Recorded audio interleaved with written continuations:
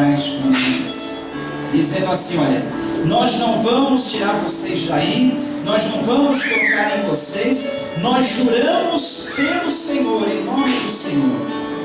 E o tempo passou, Josué cumpriu a aliança que havia feito com os gibeonitas, deixaram eles ficar na terra como rachadores de lenhas, como escravos, durante um bom tempo. Veio outra geração e mais outra, agora vieram juízes. O povo de Gibeão ficou ali, continuou, permaneceu ali na aliança que eles haviam feito, na aliança que eles haviam sido celebrado com Josué. Eles foram beneficiados e continuaram na terra. Só que depois Israel pediu um rei, e por má escolha Saul acabou ocupando o trono de Israel. E o que Saul fez? Em 2 Samuel, no capítulo de 21 que nós lemos, diz que Saul quebrou a aliança com aquele povo chamado os gibeonitas, os matou, os expulsou, os exterminou da terra. Veja bem, aquele povo gibeonita era um povo digno? Não era. Aquele povo gibeonita, eles mentiram? Mentiram. Aquele povo gibeonita, eles agiram mal? Agiram mal. Mas só que Israel havia feito uma aliança com eles, havia feito um acordo de paz com eles, falando: bom, vocês podem ficar aqui na terra, vocês vão ser rachadores de lenha. E durante muitos anos Israel cumpriu a aliança que havia feito com os gibeonitas. Só que depois Saul, por ser um rei que não ouvia a voz de Deus, ele não tinha a plena comunhão com Deus, ele descumpriu, ele quebrou a aliança, quebrou o juramento, quebrou o acordo que havia sido feito. O que aconteceu? A Bíblia diz que 3 anos de fome, 3 anos de fome vieram no reinado de Davi. Sabe o que é isso, 3 anos de fome? O país plantando e não colhendo, tendo carestia, dificuldade de alimento, muita pobreza, muita dificuldade durante 3 anos. Sabe o que é isso? 3 anos. Davi já estava desesperado. Davi, ele ficava pensando: mas por que, meu Deus? Está tudo certo, eu não estou vendo nada errado, nós estamos fazendo a coisa como deve ser. Por que 3 anos de fome? E Davi orou, e Davi pensou, e Davi consultou a Deus: Deus, me explica uma coisa, Senhor, por que nós estamos passando por essa fome durante 3 anos? Por que as coisas estão assim? E Deus respondeu a Davi, dizendo: olha, Davi, é por causa de uma aliança quebrada. Saul, seu antecessor, quebrou uma aliança com os gibeonitas, uma aliança de paz. Josué havia prometido que não os exterminaria, que não os expulsaria da terra, e Saul descumpriu essa aliança. Por isso eu permiti que sobreviesse à terra de vocês 3 anos de fome. Davi, junto com todo o povo, se arrependeu, a ira do Senhor se aplacou, e ali cessou toda a praga. Gente, o que eu quero dizer com essa história que eu narrei da Bíblia para vocês? Eu quero dizer que Deus, o nosso Deus, Ele leva muito a sério as alianças que nós fazemos. Ele leva muito a sério os juramentos que nós fazemos, os acordos. Portanto, antes de você entrar em aliança com alguém, pense bem no que você está fazendo.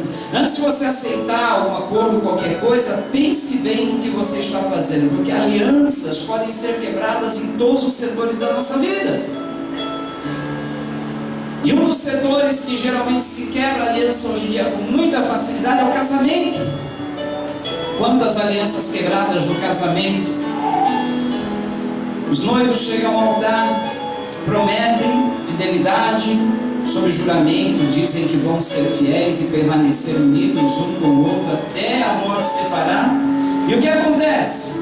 Geralmente a aliança é quebrada, há uma separação e há um divórcio. O que a Bíblia diz que Deus odeia, Malaquias 2, 13 e 16, diz assim: a outra coisa que vocês fazem, enchem de lágrimas o altar do Senhor, choram e geme, porque ele não dá atenção às suas ofertas, nem as aceita com prazer. E vocês ainda perguntam por quê? É porque o Senhor é testemunha entre você e a mulher da sua mocidade, pois você não cumpriu a sua promessa de fidelidade, embora ela fosse a sua companheira, a mulher do seu acordo matrimonial. Não foi o Senhor que os fez um só, em corpo e em espírito? Ele lhes pertence. E por que um só? Porque ele desejava uma descendência consagrada. Portanto, tenham cuidado, ninguém seja infiel à mulher da sua mocidade. Eu odeio o divórcio, diz o Senhor, o Deus de Israel, e o homem que se cobre de violência como se cobre de roupas, diz o Senhor dos exércitos. Por isso, tenham um bom senso, não sejam infiéis. O que a Bíblia está dizendo? Deus é a favor do divórcio? Não, Deus, ele odeia o divórcio. Portanto, eu falo mais uma vez aos adolescentes, jovens aqui presentes, aos solteiros, vão se casar, pense bem. Eu sempre digo aos noivos diante do altar, olhe bem para a pessoa que você está casando. Ela não é uma pessoa perfeita, ela é uma pessoa cheia de falhas, cheia de imperfeições. Digo isso para o noivo e para a noiva, vice-versa. Aí eu digo, olha, será que vocês estão dispostos a permanecer juntos em toda circunstância, em toda situação? Será que vocês vão permanecer juntos, mesmo quando as coisas estiverem difíceis? Vocês estão hoje prestando um juramento diante de Deus, diante das testemunhas, diante dos anjos aqui presentes, que vocês vão permanecer juntos, seja em qual situação for. Vocês estão dispostos a isso? E eles estão enamorados, eles estão apaixonados, um sorri para o outro, é claro, haja fome, haja tribulação, haja que nós vamos ficar juntos, claro, nós nos amamos. Que pena que lá no céu nós não podemos estar juntos também, porque senão até lá no céu, em toda a eternidade, nós íamos estar juntos. Passa-se às vezes 1 ano, 2 anos, 3 anos, às vezes menos do que isso. E o pastor é chamado, o pastor é convocado, vem aqui, nós estamos nos separando. E eu digo, mas esqueceram do juramento que vocês fizeram para o outro? Esqueceram que o casamento não tem volta, não tem retorno, que até a morte os separar? E eu leio esse texto, vocês estão dispostos a sofrer maldição na vida de vocês? Porque a vida de vocês nunca mais vai ser a mesma. O casal se separa pensando, bom, agora nós vamos ser mais felizes, cada um no seu caminho, cada um em uma nova vida, vamos ser felizes. Mas Deus com certeza vai visitar essa maldade, vai visitar essa quebra de aliança, vai visitar essa infidelidade. E a maldição vem, muitas vezes em forma de tristeza na vida do cônjuge separado, em forma de uma dor incurável, em forma de uma frustração.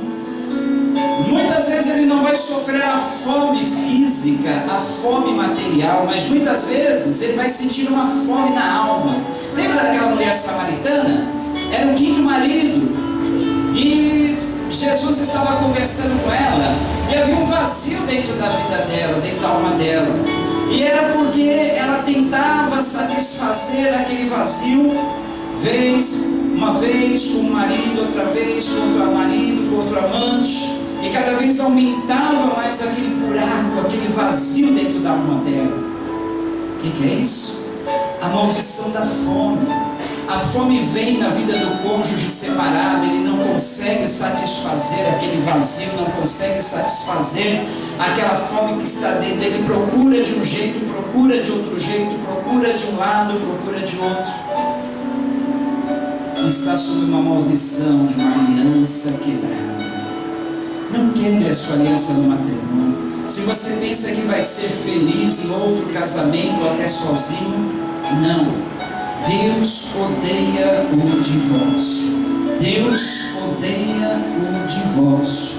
Deus odeia quando há uma quebra de aliança. É assim. Veja bem, a aliança de Israel com os gibeonitas foi quebrada. Eles não eram um povo digno, os gibeonitas. Eles mentiram, mas mesmo assim Deus levou em conta o juramento, a aliança que Josué havia feito com eles, prometendo nunca os matar, nunca os desapossar da terra deles. E ele quebrou a aliança e a fome veio. Praga, maldição. Muito bem, mas alianças podem não ser quebradas somente no casamento, elas podem ser quebradas também em alguns negócios. Em Romanos, capítulo de número 1, os versículos 28 até o 32, Romanos, nós temos aí também projetado. A Bíblia diz que nesses tempos finais, tempos trabalhosos, tempos difíceis, iriam acontecer muitas coisas. E há um retrato daquilo que acontece aí na situação da comunidade, da sociedade hoje.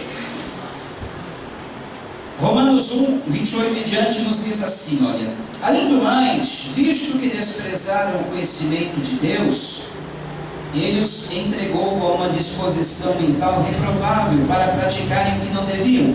Tornaram-se cheios de toda sorte de injustiça, maldade, ganância e depravação. Estão cheios de invejas, homicídios, rivalidades, engano e malícia. São esbilhoteiros, caluniadores, inimigos de Deus, insolentes, arrogantes, presunçosos. Inventam maneiras de praticar o mal. Desobedecem a seus pais, são insensatos, infiéis nos contratos, desleais, sem amor pela família, implacáveis. Embora conheçam o justo decreto de Deus de que as pessoas que praticam tais coisas merecem a morte, não somente continuam a praticá-las, mas também aprovam aqueles que as praticam.